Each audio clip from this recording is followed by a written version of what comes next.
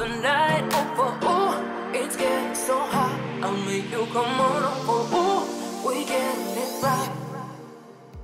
Hello and welcome to another smoke tutorial on Dust2. This time covering some extra and situational smokes that you may find useful.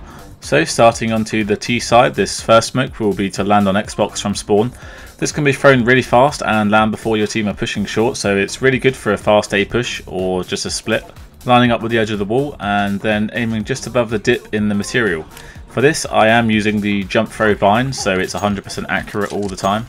After spawning and getting there, you could probably line this up within half a second to a second, so very useful for a quick A strat. Moving on to another Xbox smoke, this is really for later in the round where you know there's an AWP on CT peeking the mid doors and top mid, and you want to make your way up short but you're kind of stuck because you don't want to die. So what you need to do is line up both of these walls and then aim your crosshair at the top of this building, and then when you feel like you're about to hit or even pass the shadow on the floor, that's when you need to let go. It can all seem a bit complicated, especially if you're in the middle of a game, but it is pretty useful if you do remember it and you're in this situation and then you remember that you have this smoke. So what this smoke is for is the one way that looks at the corner. It used to be from here, but Valve opened up the skybox so it no longer works correctly, so I decided to make my own one.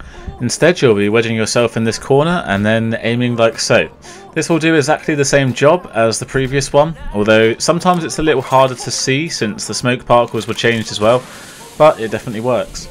As you can see here, I have somebody standing there, so it's still one way and he can't see me at all. It even works well with rifles. I'm not sure how well you'll be able to see on YouTube, so I'm going to zoom it in. So as you can see, he's pretty visible to me at this point. And then if I stand there and do it again, I can't see anything, I'm just a free kill. So very quickly as the last smoke for T side, this is the smoke CT from short.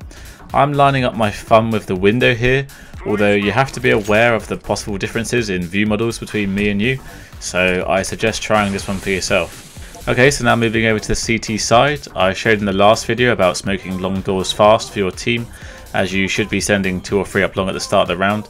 This is if you're boosting your friend at short, so you get into the corner, you boost your buddy, and then you line it up here and throw. Depending on how fast you can get this done, or if you throw it before you boost, then it should land in good time.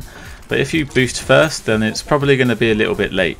So moving on to another one-way smoke, which I said I'd cover in one of my reviewing gameplay videos. You just throw it in this corner and then jump down here. Obviously this is very ideal if people are pushing long, and also very useful with an M4 silenced especially. I don't really think I need to talk much about it because the video is pretty self-explanatory. Although as you can see here, my friend throws it and he kind of runs wide so you can see his shadow. If you jump like I did, then you shouldn't see a shadow at all. But anyways, as you can see, I can't see him at all and I'm basically totally visible to him. So lastly, just a couple of B retake smokes if you're coming from CT. Getting yourself in this corner here and lining up with the edge of the door frame. No real particular height, I mean it's got a lot of leeway to how high or low you can aim, you can kind of just work it out and practice it maybe once and then you've got it. This one is to cover the car. Honestly I don't think I've ever actually used it because I just wouldn't, and most of the time I don't really expect anyone to be stupid enough to sit at the car when the bomb's been planted because it's just an awful after plant position, but you never know. And to smoke off platform box, just getting in this corner and then aiming above the arrow. Basically even tells you where to aim with a nice little drawing. Okay, so now I'm going to go through a few smokes that I thought I'd add just in case you might want to use them.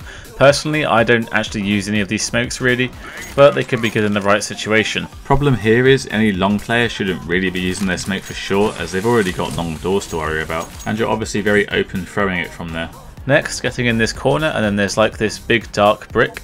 Aiming under it and then using the jump throw bind will bounce the smoke off the wall and into CT. Could be useful for maybe a mid to B fake as it bounces off a similar wall, so if they don't see it then it at least has the same bounce when it lands. Another smoke from around this position, this time aiming at the edge of the box. This will then be landing on Xbox in mid, which could help out your team if they don't have a smoke for it and you're preparing to push long. This smoke landing in CT. Not really entirely sure why this would be that useful honestly. Maybe if the CTs have smoked short and a player from your team wants to jump into CT but doesn't have a smoke. Even then a bit of a waste really. And lastly, another way to smoke CT from further back in short, but to be honest, if it was me I would just use the first one showed because it has a much less chance of failure and it just takes forever to land. That's it for this video. Next map will probably be Overpass, although I'm going to do a few other videos first before doing that. So thank you for watching and goodbye.